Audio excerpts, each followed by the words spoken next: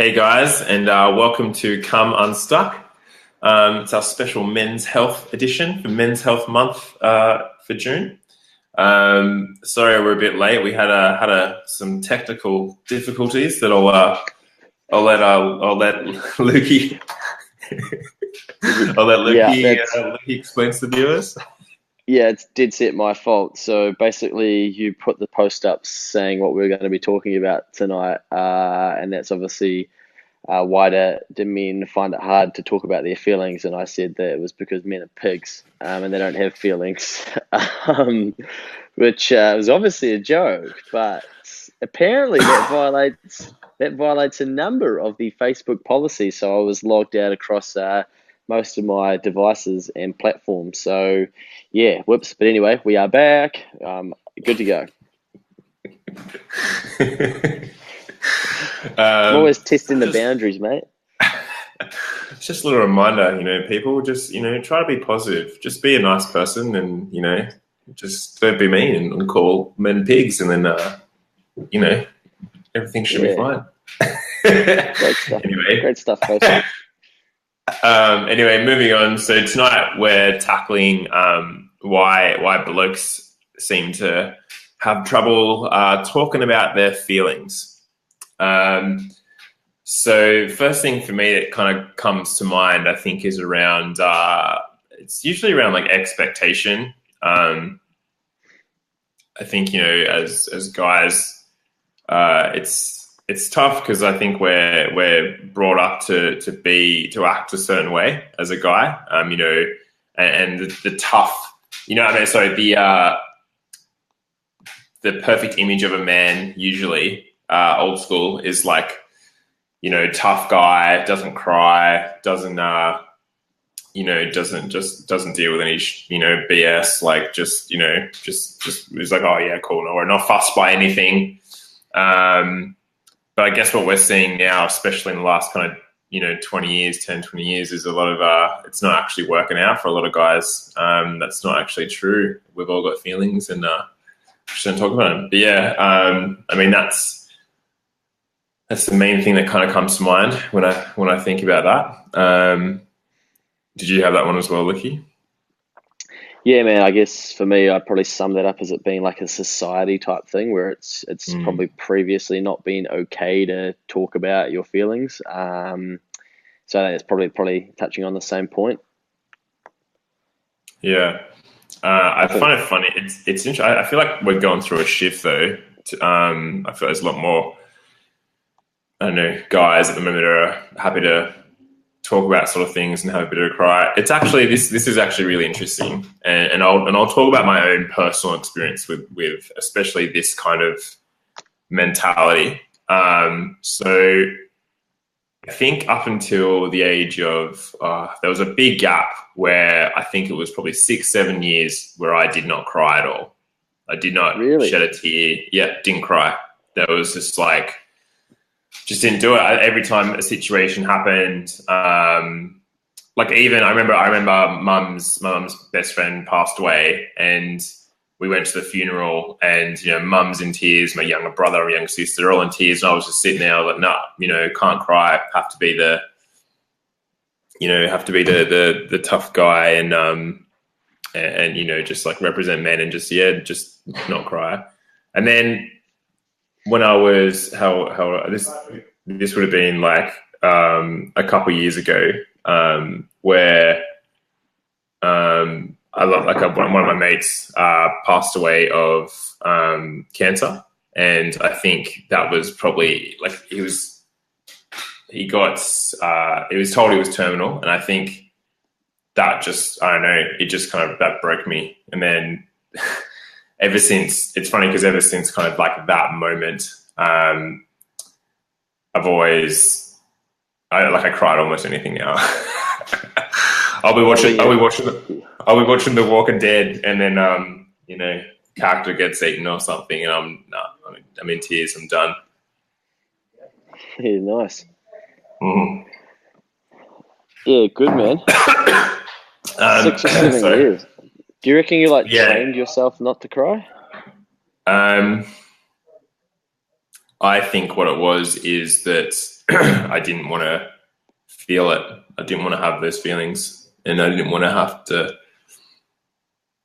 deal with it. Just like let it out and deal with it. I think that's what was happening, and I think I thought that I was strengthening myself by not by being that way, by not letting it out. But I mean, it took me a long while to realize that actually wasn't the best way to go about it. Yeah. How But do yeah, you how do you think you learnt that it wasn't a good way to deal with it? Like what taught you that it wasn't potentially a smart way to deal with things? so what happened when my mate called me and he told me the situation. Um, I was living with the girlfriend at the time, and she just kind of said, like, her and I, we went for a walk, and she knew like that I hadn't cried ever, like for a long time, and it was just, I don't know, she was just, it was like, I think she could tell that like I had to kind of get something out, and then like we were just walking, and I was just talking about it, and I was just like, this is just crazy, like.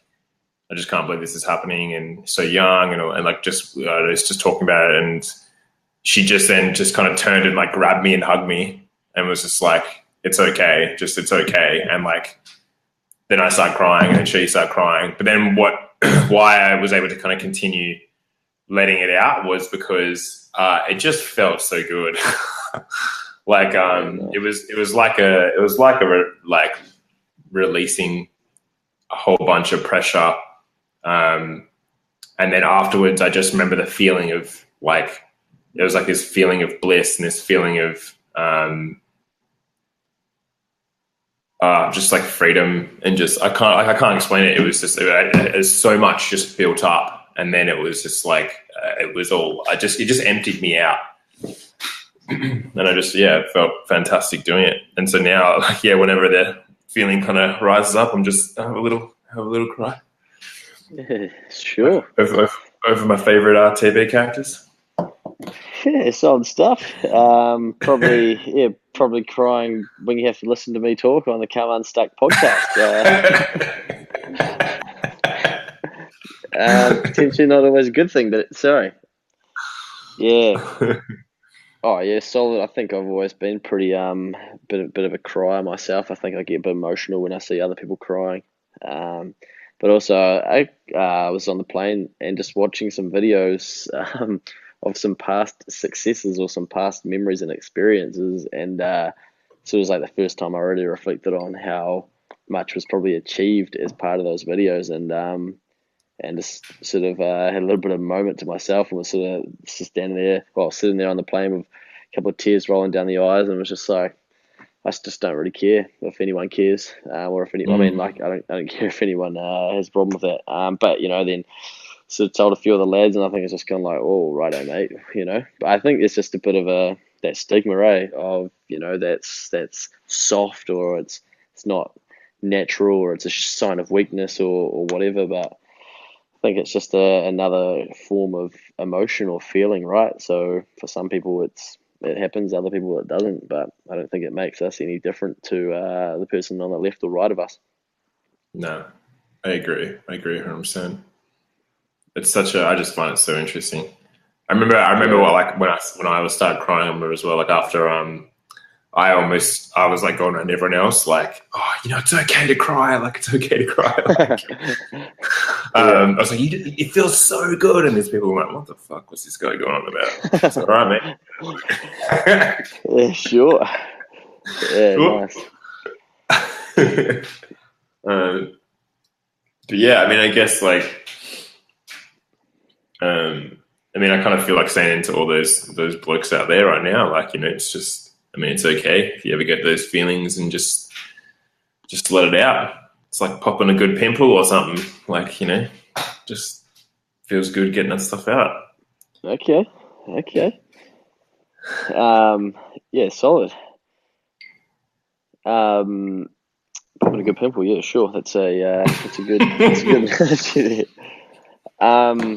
Yeah. Back to the question or the topic of Then I guess why it's tough for guys to talk about, feelings. I'd sort of written down that I think some of us probably aren't really, just that self-awareness thing as well, is that, like I said before, for some personalities, it's more, it comes more natural. I've got mates who obviously just shy away from talking about issues, problems, things that are so evident to people looking in, but for them, it's their personality not to deal with it, because that's their way of dealing with it. Mm.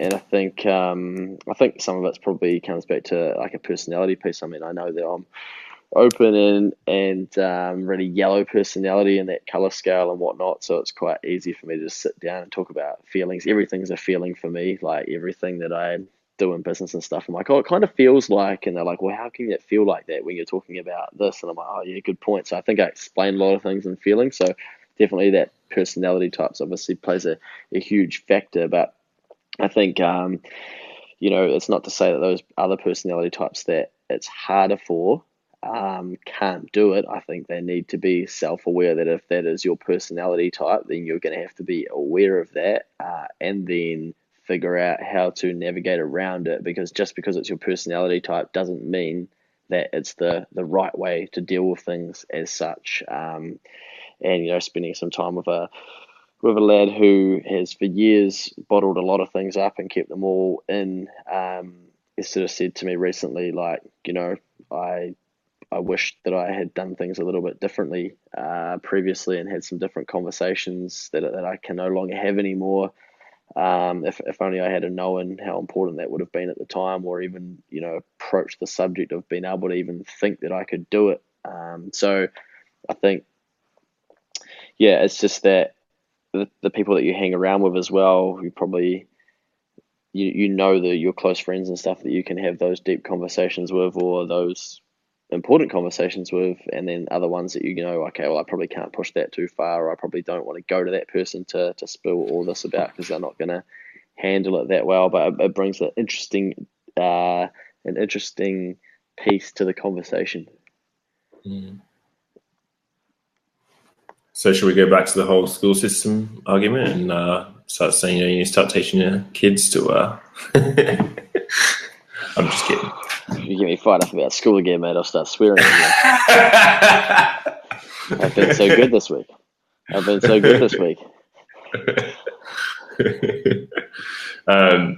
No, that point around the personality types is really interesting. Yeah. I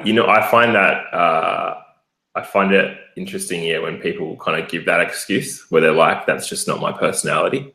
Oh, like, yeah. Do you know what I mean? Like, oh, no, it's just not my personality. Where it's like, well, it's just BS. It's bullshit. Like, I mean, everyone. Yeah, that's the fucking problem. Yeah. Sorry. Yeah. Yeah. It's just like everyone's got, unless you're, like a sociopath or something, like, everyone's got feelings, and everyone needs to let that shit out from time to time. Like, yeah. If you can't cry, then you should probably go see a psychologist or something. That's not a good thing. Like, yeah. And there's nothing wrong with that. I guess there's nothing wrong with that, man. I'm surprised. Like coming towards 30 now, just the amount of people that are like my age are just now way more open to that as being like something that's kind of like normal to do. Like, oh yeah, I'm going to go see someone and have a chat about it. Whereas like, I'm sure that like 5 years ago in my sort of mid-20s, it would just be like, you just wouldn't even have the guts to tell someone that like you'd almost be embarrassed if you were going to go to a counselor or something, and it's just like, or the doctor, or even, just that sort of thing. But now it's kind of way more, I don't know if it's an age thing, or if it's the people I'm hanging out with, or if it's a society thing or whatnot, but I'm sure we're moving in the right direction. I kind of, so with what you were just saying, I kind of feel there's a couple of points there, like where I think it's both a society thing where it's like when you're young, you kind of want to learn how to do things by yourself. Yeah. And so it's like, if like when people like when you go see someone or talk to someone, it's like, okay, well, oh, I don't want to have to do this because I don't want to have to ask for help. Yeah, Um, you're like admitting defeat almost or something, or yeah, admitting a weakness. that you can't handle it yourself. And I mean, there was the post that I think I did this morning where I was talking about just that where I was saying, you know, how nobody's how we are perfect because we're imperfect, and it's like, you know, no one is like indestructible. Like everyone has their flaws. Like everyone has issues that they need to deal with. Everyone has baggage. Like that's I mean, that's how you grow. It's how you learn. Yeah, But yeah, so like it's okay to ask for help and it's okay to, you know, talk to mates or go see a psychiatrist, a psychologist, whatever. I don't know. It's okay to talk about issues. I think if everyone just stops putting such like a negative stigma on that sort of stuff, then it'd be fine. It'd be a lot easier to talk about those sort of topics, and you know, you'd probably get a lot less negative situations. yeah, yeah, yeah. I think so. And it's cool to see some of those conversations happening at a younger age. I was watching a video over here in NZ the other day of basically one of our like stand-up comedians is now on like a path to help younger people with to try and help around youth suicide and whatnot. And he was, just had like a video showing him asking a crowd of school, asking them who feels like they're, the peak of their life right now and everything's amazing or they're in an awesome place. And then, heaps of people stood up, and then there was, it was the flip side, or who's really struggling at the moment, and some of these lads stood up, and it was like, look around, like these are the brave ones, that are willing to stand up in front of you and actually tell you that they're kind of struggling and whatnot. And I think it was a really cool way to depict like how important that stuff is. 100%. Yeah, no, I agree. I love that sort of stuff. Like, um, I was in a, I was in a workshop recently with like, it was to do with like personal development, within like within work and stuff. And there was a couple of people who were like, "No, I'm good. Like I'm perfect. Like I've got nothing to improve on." I remember sitting there just going, "Oh my god, Wow, here we go." life would be boring. Life would be boring. Yeah. If you got a bit on, it's good. Makes things exciting. Yeah. We've all got a bit on. Yeah. Definitely. Yeah, I think as well, to take some responsibility. I think we all lead such busy lives now, and I shouldn't really do that because we do, but we can probably give that appearance to some people, that we're not there for them, or that we're not there to have a chat about something. And yeah, I guess that's a tricky one to sort of approach, but sometimes I just make an effort to tell people, if you need me, then you just need to tell me that you need me, because I've been there before where I really needed someone, and basically they were busy, and I guess that was the time where I had that lesson, and I was just like, oh yeah, they're like, oh, you're right. I'm like, oh yeah, yeah, yeah, yeah, and then sort of hung up, and then just absolutely broke down, lost the plot. And then decided, then they messaged, and I was like, I just let them know, like, oh yeah, this just happened, and they just called back, and they just basically like, what the fuck, like, don't tell me everything's fine when you're going through that, and I'm just, busy watching a movie. So I think sometimes we just have to step up and like grasp and grab people's attention, and be like, I really need this like right now, like I'm sorry, and most people will generally be pretty understanding, right? Because it's human nature to help people.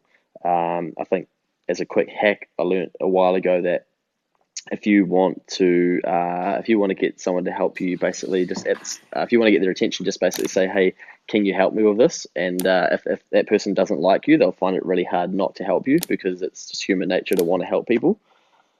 So just take that one out of the pocket. If you really want to get someone's attention, or get their buy into something, ask them if they can help you with something, and generally you'll find you'll get a better reaction from them. But back to my point, yeah, just grabbing people's attention and being a bit more upfront, because I've been guilty of it in the past, where I just have tried to wish wash past it because I haven't wanted